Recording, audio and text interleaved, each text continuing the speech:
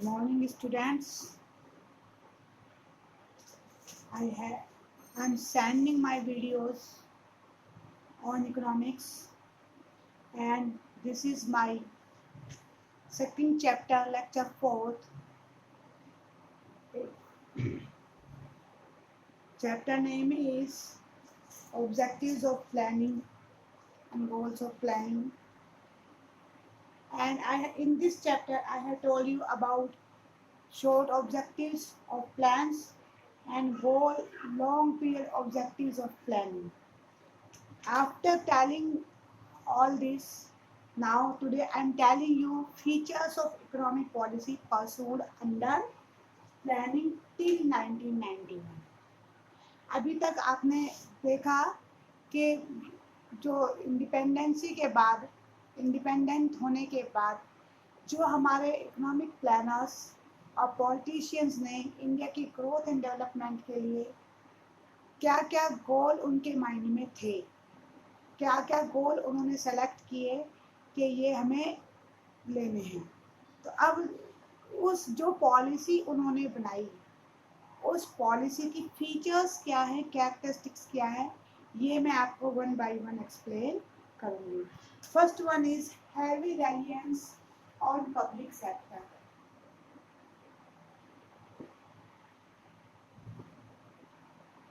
Heavy reliance on public sector.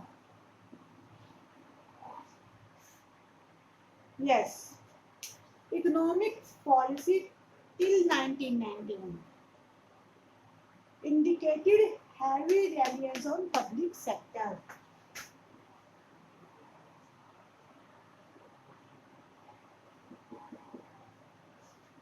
हमारी जो policy थी, जो हमारे पॉलिटिशियंस ने और पॉलिसी मेकर्स ने प्लान किया था, उसके अकॉर्डिंग उन्होंने पब्लिक सेक्टर पर ज़्यादा रिलायंस, ज़्यादा डिपेंडेंसी शो की थी। क्यों?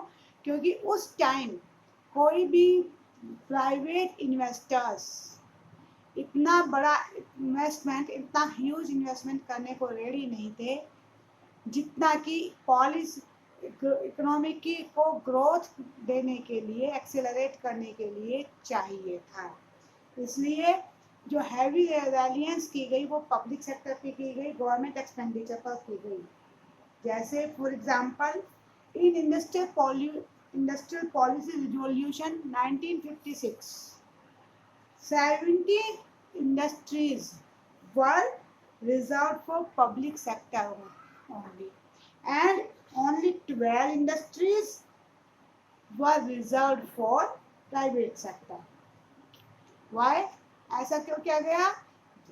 एक तो मैंने आपको रीजन बताया कि ह्यूज इन्वेस्टमेंट नीडेड था, जो कि प्राइवेट इन्वेस्टर्स के बस की बात नहीं थी। दूसरे ये भी रियलाइज किया गया कि जो objective of socialistic pattern of society है वो केवल पब्लिक सेक्टर के थ्रू ही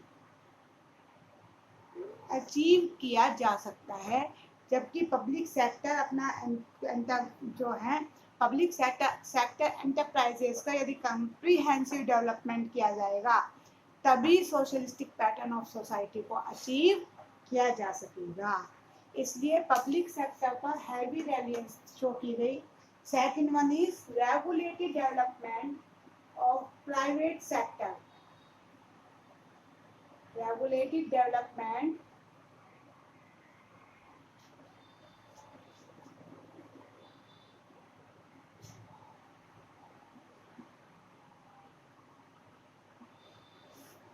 regulated means जो प्राइवेट सेक्टर का डेवलपमेंट होना था उसके ऊपर गवर्नमेंट का कंट्रोल, गवर्नमेंट का रेगुलेशन जरूरी था, मस्ट था।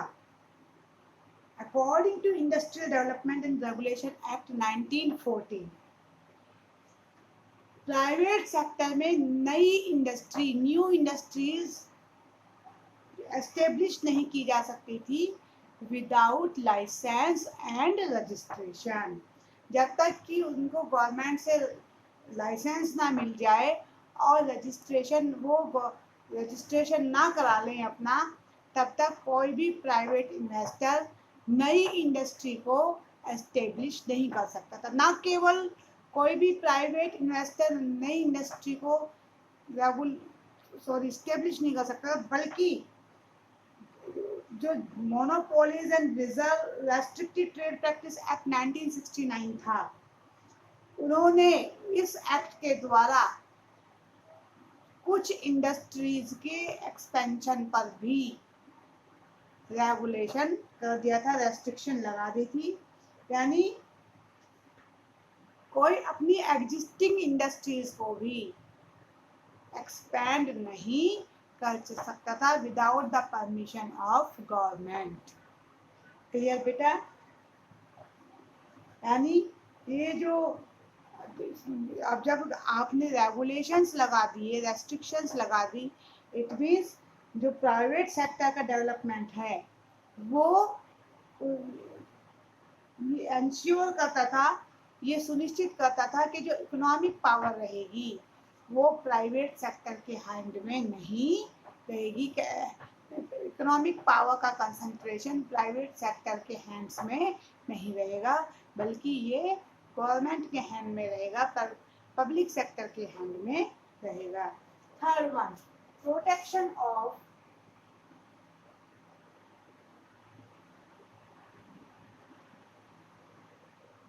Small scale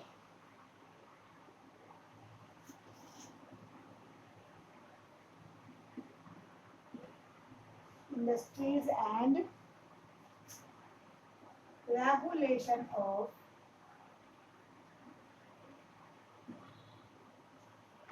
large scale industries.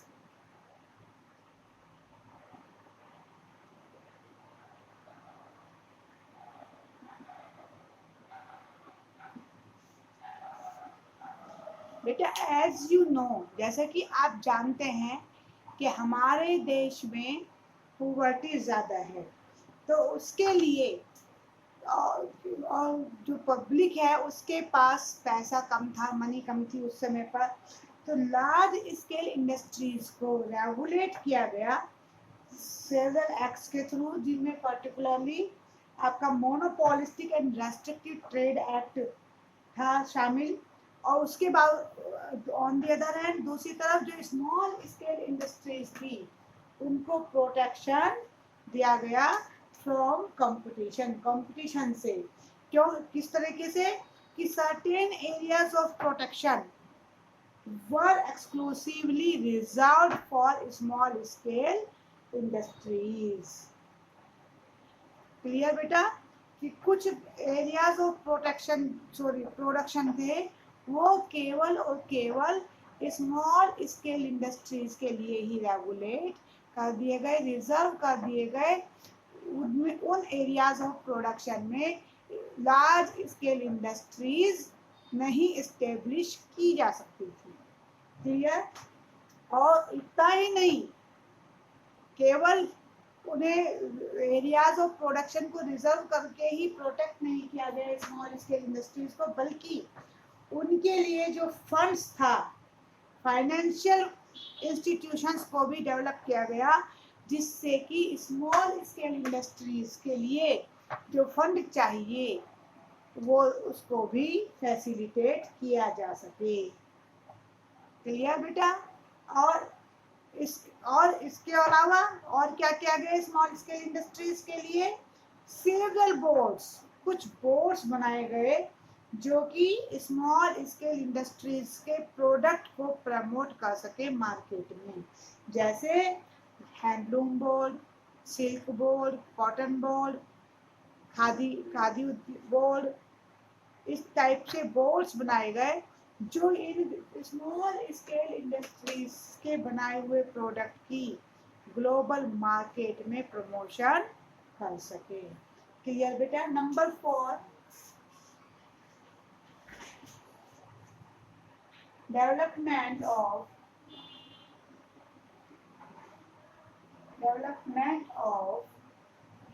heavy industries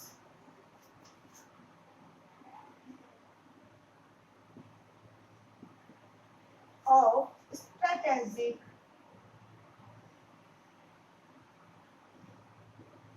strategic significance.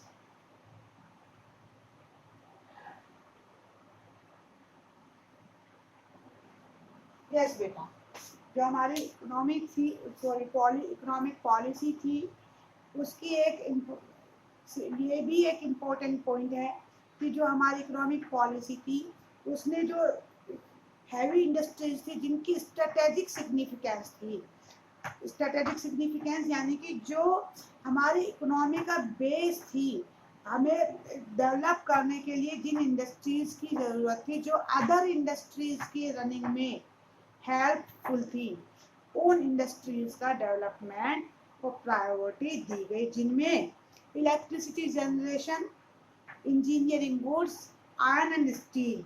क्यों ऐसा क्यों माना गया कि ये जो है ये है प्रायोरिटी है? क्यों? क्योंकि नो अदर इंडस्ट्रीज, कोई भी इंडस्ट्रीज इनके बिना सफल नहीं हो सकती। सभी इंडस्ट्रीज इन चारों इंडस्ट्रीज के ऊपर डिपेंड हैं। कोई भी इंडस्ट्री पावर एंड इलेक्ट्रिसिटी के बिना नहीं चलाई जा सकती बेटा। कोई भी इंडस्ट्री प्लांट एंड मशीनरी जो कि इंजीनियरिंग गुड्स हैं उनके बिना नहीं रन की जा सकती, और कोई भी इंडस्ट्री आयरन एंड स्टील के द्वारा रन नहीं की जा सकती। सो इन इंडस्ट्रीज के डेवलपमेंट पर ज़्यादा ध्यान दिया गया, इनको फर्स्ट प्रायोरिटी दी गई। दूसरा है बेटा नेक्स्ट पॉइंट,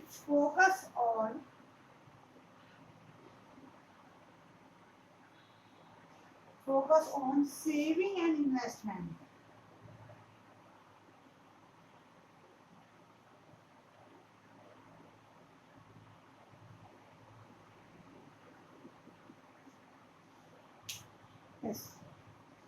सेविंग और इन्वेस्टमेंट में बेटा मेन फोकस रखा गया। क्यों? क्योंकि high economic growth needs high investment, and high investment कब होगा बेटा? जब सेविंग हाई होगी।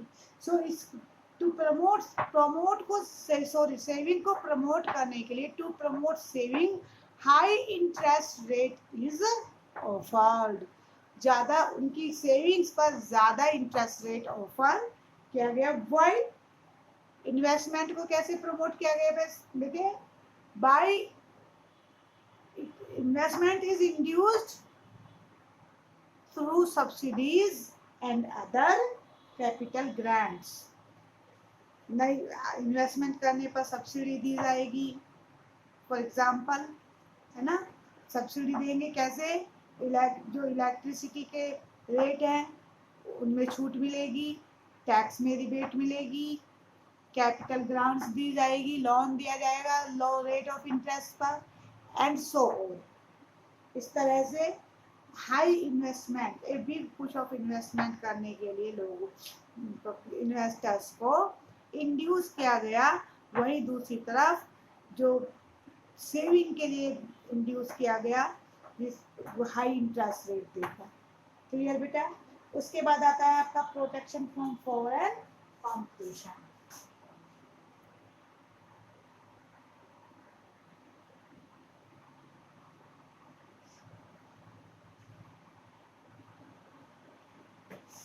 Six point, protection from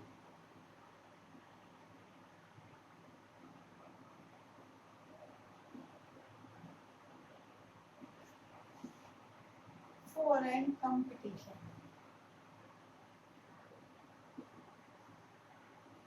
yes बेटा, जो हमारी डोमेस्टिकली प्रोड्यूस गुड्स थी या डोमेस्टिक इंडस्ट्री थी, उनको प्रोटेक्शन दिया गया फॉरेन कंपटीशन से। कैसे?